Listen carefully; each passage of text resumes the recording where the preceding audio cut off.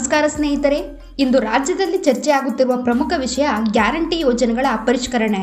ಚುನಾವಣೆಗೂ ಮುನ್ನ ಗ್ಯಾರಂಟಿಗಳಿಗೆ ಯಾವುದೇ ಮಾನದಂಡಗಳಿಲ್ಲ, ಎಲ್ಲರಿಗೂ ಸಿಗುತ್ತದೆ ಎಂದು ಡಂಗೂರ ಸಾರಿದ ಇವರು ಅಂದು 5 ಗ್ಯಾರಂಟಿಗಳನ್ನು ಘೋಷಿಸುವಾಗ ಇವರಿಗೆ ಆರ್ಥಿಕ ಶಿಸ್ತಿನ ನೆನಪಿರಲಿಲ್ಲವೇ? ಇವತ್ತು ಸರ್ಕಾರ ಹೇಳುತ್ತಿದೆ ನಾವು ಅನರ್ಹರನ್ನು ತೆಗೆಯುತ್ತೇವೆ ಎಂದು. ಆದರೆ ವಾಸ್ತವದಲ್ಲಿ ನಡೆಯುತ್ತಿರುವುದು ಏನು? ರಾಜ್ಯದ ಬೊಕ್ಕಸ ಬರಿದಾಗಿದೆ. ಸಾಲದ ಹೊರೆ 8 ಲಕ್ಷ ಕೋಟಿ ದಾಟಿದೆ. ಇವತ್ತು ಗ್ಯಾರಂಟಿಗಳನ್ನು ಮುಂದುವರೆಸಲು ಹಣವಿಲ್ಲದ ಕಾರಣ ಸಾಮಾನ್ಯ ಜನರನ್ನು ಬಲುಪಶು ಮಾಡುತ್ತಿದ್ದಾರೆ. ಇದನ್ನು ಪರಿಷ್ಕರಣೆ ಎಂದು ಕರೆಯುತ್ತೀರೋ ಅಥವಾ ಪಲಾಯನ ಎಂದು ಕರೆಯುತ್ತೀರೋ ನೀವೇ ನಿರ್ಧಾರ ಮಾಡಿ ಸ್ನೇಹಿತರೆ. ಈಗ ಇವರು ಸ್ಕ್ರೂಟಿನಿ ಮಾಡುತ್ತಿರುವ ವಿಧಾನವನ್ನು ಗಮನಿಸಿದರೆ ಒಂದು ಸಣ್ಣ ತಪ್ಪು ಅಥವಾ ತಾಂತ್ರಿಕ ಸಮಸ್ಯೆಯನ್ನು ನೆಪವನ್ನಾಗಿಸಿಕೊಂಡು ಲಕ್ಷಾಂತರ ಬಡವರ ಖಾತೆಗೆ ಹಣ ಬರುವುದನ್ನು ನಿಲ್ಲಿಸಲಾಗಿದೆ. KYC ನಾಟಕವನ್ನು ಮಾಡಿ ಬಡವರನ್ನು ವೃದ್ಧರನ್ನು ದಿನಗಟ್ಟಲೆ ಅಲೆದಾಡಿಸುತ್ತಿದ್ದಾರೆ. ಕಚೇರಿಗಳ ಮುಂದೆ ಸಾಲುಗಟ್ಟಿ ನಿಲ್ಲುವ ಪರಿಸ್ಥಿತಿ ಬಂದಿದೆ. ಇವರು ಯಾರನ್ನು ಅನರ್ಹರು ಎಂದು ಕರೆಯುತ್ತಿದ್ದಾರೆ?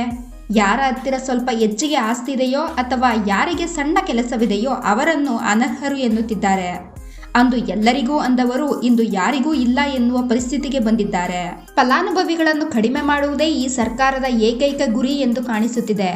ಇದರಿಂದ ಮುಂದಿನ ದಿನಗಳಲ್ಲಿ ಈ ಗ್ಯಾರಂಟಿ ಯೋಜನೆಗಳನ್ನು ಹಂತ ಹಂತವಾಗಿ ಬಂದ್ ಮಾಡಬಹುದು ಎಂಬುದಂತೂ ಸ್ಪಷ್ಟ. ಸ್ನೇಹಿತರೆ, ಈ ಗ್ಯಾರಂಟಿಗಳಿಗೆ ಹಣ ಹೊಂದಿಸಲು ಸರ್ಕಾರ ಕೈಗೊಂಡಿರುವ ಕ್ರಮಗಳು ರಾಜ್ಯದ ಭವಿಷ್ಯವನ್ನೇ ಅಡ ಇಟ್ಟಿದಂತಿದೆ. ಹೊಸ ಯೋಜನೆಗಳಿಗೆ ಹಣವಿಲ್ಲ, ರಸ್ತೆ ದುರಸ್ತಿ ಇಲ್ಲ, ಶಿಕ್ಷಣ ಸಂಸ್ಥೆಗಳಿಗೆ ಅನುದಾನವಿಲ್ಲ, ಆರೋಗ್ಯ ವ್ಯವಸ್ಥೆ ಹದಗೆಟ್ಟಿದೆ. ನೀವು ರಸ್ತೆಯಲ್ಲಿ ಹೋಗುವಾಗ 10 ಗುಂಡಿಗಳನ್ನು ದಾಟಿ ಹೋಗಬೇಕು. ಆದರೆ ಸರ್ಕಾರ ಮಾತ್ರ ನಾವು ಗ್ಯಾರಂಟಿ ಕೊಡುತ್ತಿದ್ದೇವೆ ಎಂದು ಹೇಳಿ ಮೈಮರೆತಿದೆ. 2026ರ ಆರ್ಥಿಕ ಪರಿಸ್ಥಿತಿಯನ್ನು ನೋಡಿದರೆ ಬಜೆಟ್ನ ದೊಡ್ಡ ಪಾಲು ಬರೀ ಬಡ್ಡಿ ಪಾವತಿಗೆ ಹೋಗುತ್ತಿದೆ. ಅಭಿವೃದ್ಧಿಗಾಗಿ ಮೀಸಲಿಟ್ಟ ಹಣವನ್ನು ಸಾಲದ ಬಡ್ಡಿ ಕಟ್ಟಲು ಬಳಸುವ ದೌರ್ಭಾಗ್ಯ ನಮ್ಮ ರಾಜ್ಯಕ್ಕೆ ಬಂದಿದೆ. ಗ್ಯಾರಂಟಿ ಯೋಜನೆಗಳು ರಾಜ್ಯವನ್ನು ಆರ್ಥಿಕವಾಗಿ ಬರ್ಬಾದ್ ಮಾಡಿವೆ. ಈ ಕಾಂಗ್ರೆಸ್ ಪಕ್ಷದ ಧೋರಣೆಯನ್ನು ನೋಡಿ ಸ್ನೇಹಿತರೆ. ಇವರು ವಿರೋಧ ಪಕ್ಷದಲ್ಲಿದ್ದಾಗ ಒಂದು ಮಾತು, ಅಧಿಕಾರಕ್ಕೆ ಬಂದ ಮೇಲೆ ಮತ್ತೊಂದು ಮಾತು. ಗ್ಯಾರಂಟಿ ಕೊಟ್ಟರೆ ಆರ್ಥಿಕತೆ ಹಾಳಾಗುತ್ತದೆ ಎಂದು ಸ್ವತಃ ಅವರ ಪಕ್ಷದ ಹಿರಿಯ ನಾಯಕರೇ ಅಂದು ಎಚ್ಚರಿಸಿದ್ದರು. ಆದರೆ ರಾಜಕೀಯ ಲಾಭಕ್ಕಾಗಿ ವೋಟ್ ಬ್ಯಾಂಕ್ ಗಿಟ್ಟಿಸಿಕೊಳ್ಳಲು ಇವರು ರಾಜ್ಯದ ಬೊಕ್ಕಸವನ್ನೇ ಲೂಟಿ ಮಾಡಿದ್ದಾರೆ. ಈಗ ಸ್ಕ್ರೂಟಿನಿ ಮಾಡುವ ಮೂಲಕ ತಾವು ಮಾಡಿದ ತಪ್ಪನ್ನು ಮುಚ್ಚಿ ಹಾಕಲು ಪ್ರಯತ್ನಿಸುತ್ತಿದ್ದಾರೆ. ನಾವು ಗ್ಯಾರಂಟಿಗಳನ್ನು ವಿರೋಧಿಸುವುದಿಲ್ಲ, ಆದರೆ ಅವುಗಳನ್ನು ಜಾರಿಗೆ ತರುವ ನಿಮ್ಮ ಅವೈಜ್ಞಾನಿಕ ವಿಧಾನವನ್ನು ವಿರೋಧಿಸುತ್ತಿದ್ದೇವೆ. ಬಡವರ ಹಕ್ಕುಗಳನ್ನು ಕಸಿದುಕೊಂಡು ನಿಮ್ಮ ತಪ್ಪುಗಳನ್ನು ಮುಚ್ಚಿ ಹಾಕುವ ನಿಮ್ಮ ರಾಜಕೀಯ ತಂತ್ರಕ್ಕೆ ಜನ ಇನ್ನು ಮುಂದೆ ಮರುಳಾಗುವುದಿಲ್ಲ. ಕೊನೆಯದಾಗಿ ನಾನು ಹೇಳುವುದು ಇಷ್ಟೇ, ಜನರ ತೆರಿಗೆ ಹಣವನ್ನು ನೀವು ಹೇಗೆ ಖರ್ಚು ಮಾಡುತ್ತಿದ್ದೀರಿ ಎಂಬುದರ ಬಗ್ಗೆ ಶ್ವೇತಪತ್ರ ಹೊರಡಿಸಿ. ಎಷ್ಟು ಜನರಿಗೆ ಗ್ಯಾರಂಟಿ ತಲುಪುತ್ತಿದೆ? ಅಭಿವೃದ್ಧಿ ಯೋಜನೆಗಳಿಗೆ ಮೀಸಲಿಟ್ಟ ಹಣ ಎಷ್ಟು?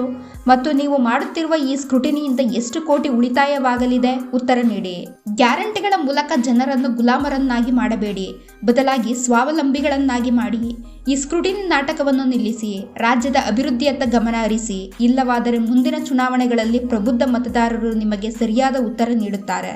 ಸ್ನೇಹಿತರೆ, ನಮ್ಮ ಇವತ್ತಿನ ಈ ವಿಡಿಯೋ ನಿಮಗೆ ಇಷ್ಟ ಆಗಿದ್ದರೆ ನಮ್ಮ ವಿಡಿಯೋಗೆ ಲೈಕ್ ಮಾಡಿ, ಶೇರ್ ಮಾಡಿ ಮತ್ತು ನಮ್ಮ ಚಾನಲ್ ಅನ್ನು ಸಬ್ಸ್ಕ್ರೈಬ್ ಮಾಡಿ. ಮತ್ತೊಂದು ಹೊಸ ವಿಷಯದೊಂದಿಗೆ ಭೇಟಿಯಾಗೋಣ. ಧನ್ಯವಾದಗಳು.